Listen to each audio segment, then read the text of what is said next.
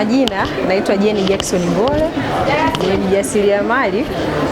Hapa najishughulisha na kuuza mafuta ya kupikia ambao dumu unauza kwa 93, 92 mteja anachukua. Lakini kwa siku ya leo bwana, tumefanyia surprise. Mbunge wetu Mwanyika ametufanyia surprise kwa kuja kutuungisha bidhaa zetu ambazo tunaziuza.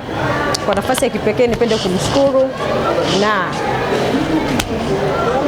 tunatambua mchango wake, pia tunashukuru kwa kutambua thamani yetu sisi kama wajasiriamali na kuja kutuungisha. Tunashukuru sana, Mungu ambariki na amweke sana kwa ajili yetu. Na bidhaa zote zinanunulika. Hasa msimu wa sikukuu, najua biashara za viungo sana watu wanafanya biashara. Kwa hata sisi watu wa mafuta pia michele watu wanafanya biashara, hata viungo pia biashara zinakuwa zinaenda. Kwa msimu wa sikukuu bwana, ni msimu ambao watu tunajichukulia pointi 3 tunafanya biashara. Siku za kipindi hiki ni nzuri na imechangamka kweli, kwa sababu ni tofauti na Krismasi au mwaka mpya. Krismasi watu nyanya walikuwa wananunua shilingi 7,000 debe, lakini sasa hivi kwa mkulima, lakini kwa sasa hivi nyanya imekuwa ni adimu. Kwa hiyo unakuta nyanya kwa mkulima tu mtu anachukua 12,000. Kweli ni bonge la kwa mfanyabiashara, lakini faida pia kwa mkulima. Hata kwa mfanyabiashara pia anakuwa anafaidika, kwa sababu akichukua 12 yeye mezani atajua anaipiga shilingi ngapi. Namshukuru sana mbunge wetu Deo Mwanyika kwa kuja kutufikiria na sisi soko la wakulima leo.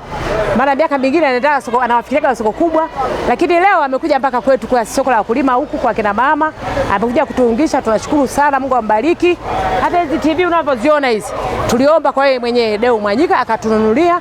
Mungu aendelee kumbariki, abariki na viongozi wengine wote, aendelee kumpigania, ampe uzima zaidi ili aendelee kutuungisha na sisi soko la wakulima. Tunashukuru sana, asante. Yaani sikukuu saizi kutokana sisi na uchumi sio sana miaka mingine kama hivi kesho Idi kuna wateja wanakuja kutuungisha, lakini kwa saizi hali ni ngumu kama mnavyoona hivi.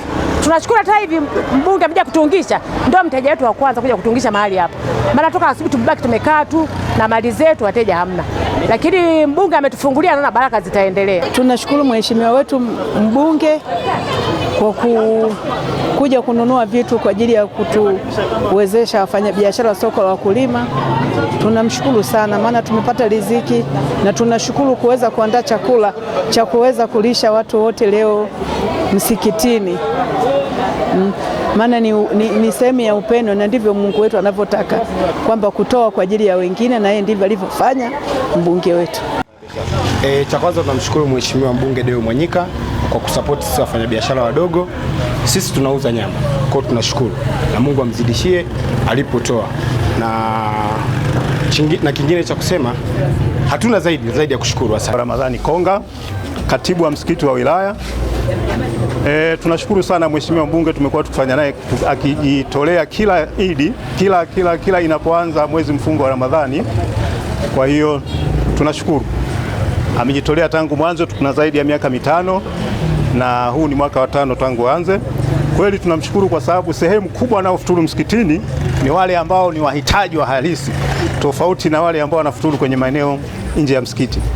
Tunamshukuru sana mbunge, tunamtakia kila laheri. Mimi kama katibu wa msikiti nawakilisha msikiti, na wamshukuru na nawashukuru wote waliofanya kazi pamoja na mbunge ambao tumeshirikiana kuandaa hizi futari.